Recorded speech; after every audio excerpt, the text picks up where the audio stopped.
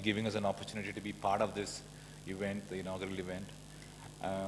While I was a banker myself, so was born in a village, and I started my banking activity in '81. And from those days to now, I see most of you are sitting here. How many of us are really keen on basically just getting this financial inclusion services to the customer at the large? But all of us are basically just trying to be part of it, to make some economical business activity out of it, because there's a lot of money basically flowing into the system. So these are the keenness to basically be part of it. But let's understand, if basically the system doesn't, or the program doesn't succeed, possibly it'll be one-time activity after that. Every one of us have to become another entrepreneur in another business. So it is important, I think, we need to have a business which is sustainable, which possibly the program has to work, and it has to be basically just in the long run.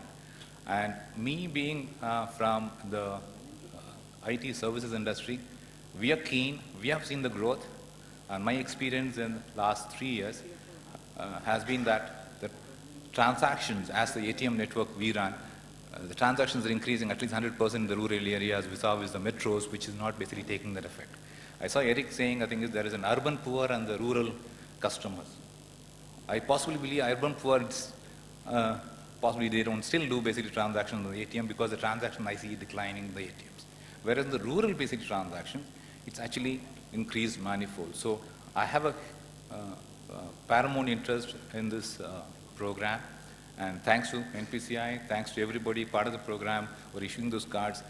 We have 50% of my ATMs in rural and semi-urban areas, while we plan to have only 30%. So we have increased another 20% of ATMs deployed there in those geographies.